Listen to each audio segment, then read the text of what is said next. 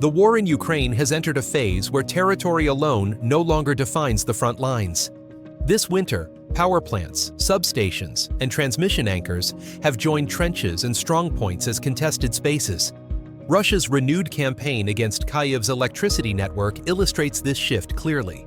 What appears to be a series of sporadic strikes is, in reality, part of a deliberate energy strategy designed to create pressure over time rather than spectacle overnight.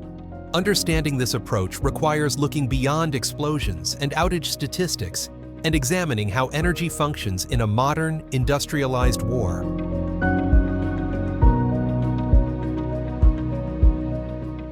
Recent Russian missile and drone strikes against Kyiv's energy network have concentrated on three types of infrastructure: transmission nodes, high-voltage substations that distribute power regionally, generation assets, thermal and hydroelectric plants that produce electricity grid bottlenecks, switching hubs that allow power to be rerouted after damage.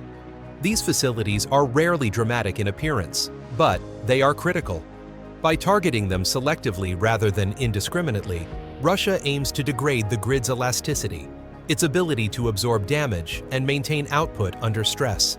Kyiv officials have described the cumulative effect as rolling shortages rather than catastrophic collapse.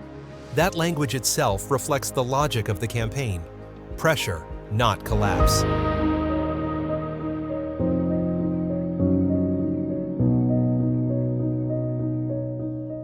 Electricity in Ukraine serves two overlapping spheres: civilian sphere, heating, communication, internet, water pumping, transportation; military sphere, drone workshop production, secure communications, air defense radar, logistics hubs, repair depots, command centers. In a war fought with industrial systems, dual-use assets are inherently strategic. The distinction between civilian and military consumption erodes quickly once the entire state shifts to war footing.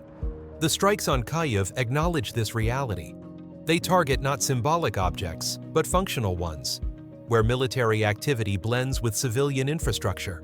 This approach aligns with Russia's long-term emphasis on systemic warfare rather than purely territorial warfare.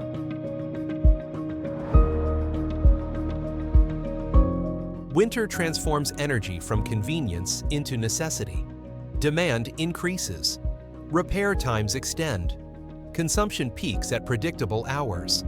And public tolerance decreases as outages become a matter of survival rather than discomfort.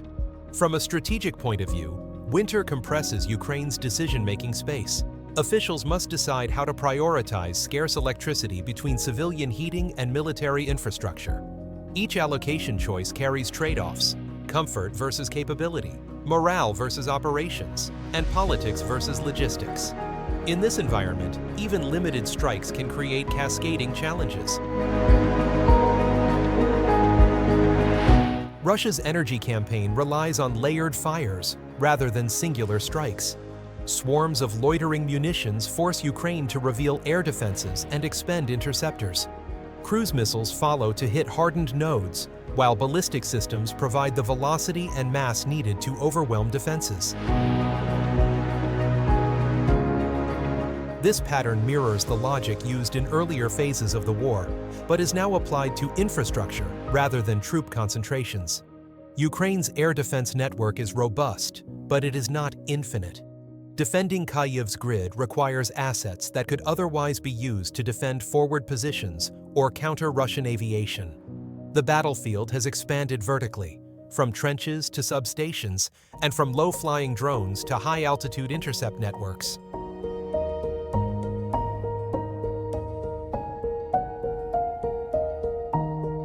Kyiv rarely announces losses in energy infrastructure directly.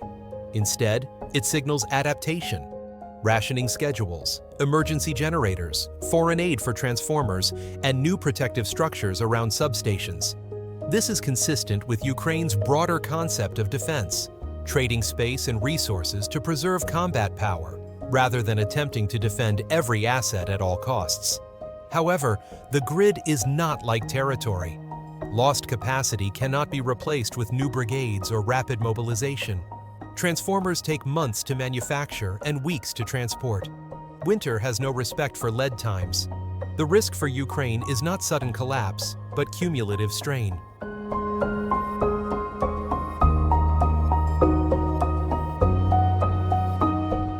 NATO's role in the energy war remains indirect. The alliance provides air defense systems, spare parts, intelligence, and financial assistance to help Ukraine manage blackouts and grid repairs. But NATO cannot substitute for Ukrainian resilience, nor can it easily accelerate key components like high-voltage transformers, which are specialized industrial products mostly built in limited quantities and on long timelines. What emerges is an uncomfortable reality. Ukraine's defense posture depends not only on ammunition, but on electricity. And electricity operates on industrial time, not battlefield time.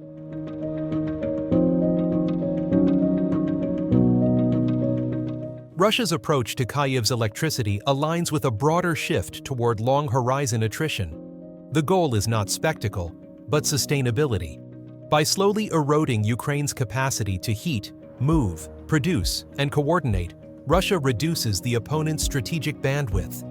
This is a form of warfare focused on the conditions under which decisions are made, rather than the decisions themselves.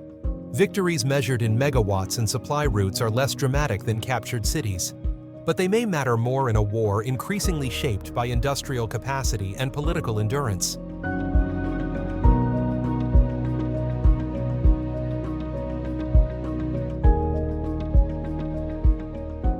The campaign against Kyiv's electricity illustrates how modern conflict increasingly blurs the lines between battlefield and infrastructure, civilian and military, and strategy and logistics.